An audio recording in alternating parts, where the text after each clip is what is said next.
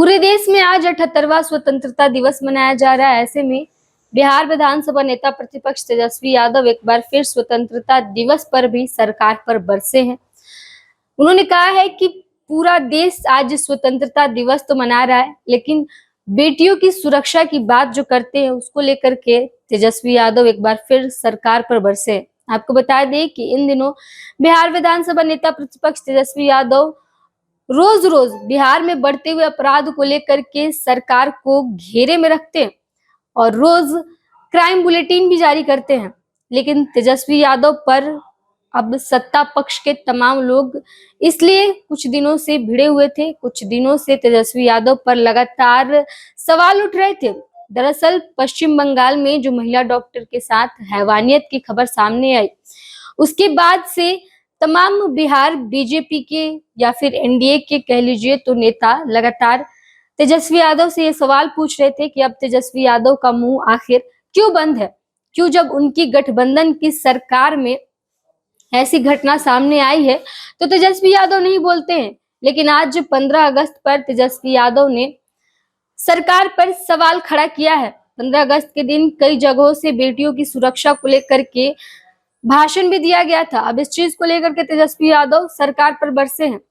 आपको बता दें कि तेजस्वी यादव ने एक ट्वीट किया है, सोशल मीडिया पर एक पोस्ट किया है, जिसमें उन्होंने लिखा है कि बिहार के मुजफ्फरपुर और दरभंगा में वंचित वर्ग की नाबालिग लड़कियों, कोलकाता में डॉक्टर एवं उत्तराखंड में नर्स के साथ हुई जघन्य दुष्कर्म की रूह कंपकपा देने वाली बर्बर घटनाएं साबित करती हैं कि महिला सुरक्षा और स्वतंत्रता एक गंभीर समस्या है।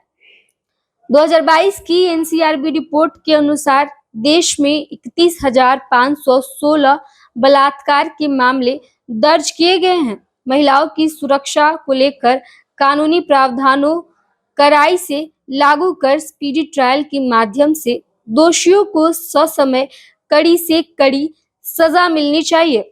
नेता प्रतिपक्ष तेजस्वी यादव ने सरकार से ये मांग की है कि महिलाओं की सुरक्षा और स्वतंत्रता को लेकर के जल्द से जल्द जितने भी दोषी इन तमाम केसों में पाए गए हैं उन पर कार्रवाई होनी चाहिए। इसके साथ ही आपको बता दें कि तेजस्वी यादव अब जाकर के जब उन्होंने ट्वीट किया है, लेकिन उससे पहले बीजेपी के बिहार के तमाम नेता, एनडीए के तमाम नेता तेजस्वी यादव से ये सवाल पूछ रहे थे कि क्या पश्चिम बंगाल में जो घटना हुई है उस पर तेजस्वी यादव अब नहीं बोल पाएंगे। तेजस्वी यादव रोज रोज बिहार में बढ़ते अपराध को लेकर के क्राइम बुलेटिन जारी करते हैं।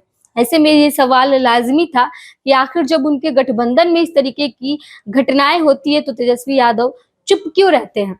लेकिन अब तेजस्वी यादव ने सवाल तो पूछा है, लेकिन तब सवाल पूछा है जब ऐसी ही घटना बिहार में भी हो गई है। जब बिहार में भी बेटियों के साथ ऐसी घटनाएं सामने आई है तब जाकर तेजस्वी यादव ने भी मुंह खोला है। यानी तेजस्वी यादव भी इंतजार कर रहे थे कि बिहार में भी ऐसी घटना सामने आए तब जाकर के हम इस पर सवाल उठाएंगे।